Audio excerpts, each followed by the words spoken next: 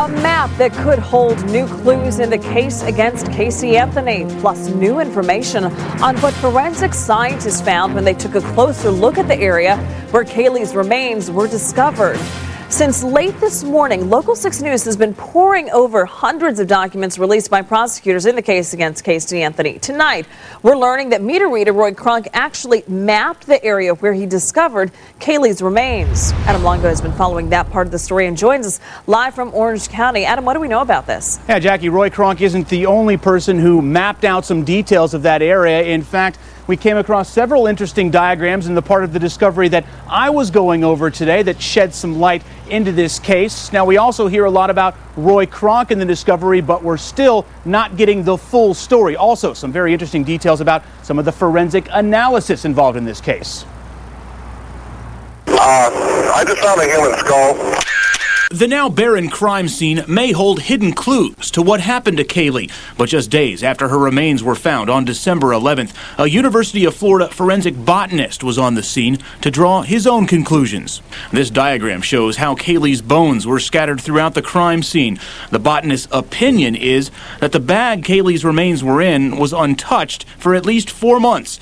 That would mean the remains were there since at least August 11th. Back in August of this year, I had previously reported to Crime Line the exact day that meter reader Roy Kronk first spotted something suspicious in the woods near the Anthony home. Behind one of the trees and it looked rather suspicious. More details on Kronk revealed as well in today's document release. He illustrates for investigators on paper where the bag was he spotted. Detectives do a brief interview with Kronk just hours after he made the discovery in December. Just stay right there and I'll meet with you. Understood, Rob. Be careful. A discovery Kronk could have made 4 months sooner, apparently. Kronk told deputies in a later interview he yelled out to his coworkers on that first day, August 11th, quote, "Look at that. It looks like a skull." His coworkers start to come closer when they're distracted by this, a large rattlesnake.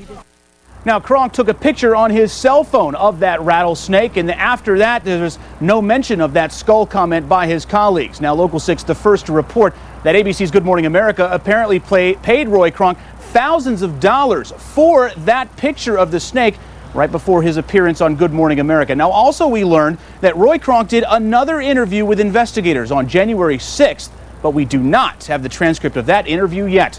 We're live in Orange County tonight. Adam Longo, Local 6. All right, Adam, take a look at this. These 8 blacked out pages were the first documents we received from prosecutors in the case against Casey. When we asked about them, they said the material is considered exempt until a court ruling. We know that George Anthony's suicide note was 8 pages long, but we do not have confirmation that these are in fact parts of that note. And we're learning much more from these newly released documents. Ahead at 6, why detectives approached Casey's former boyfriend, Tony Lazaro, and how they used him to secretly get information from Casey's brother, Lee Anthony.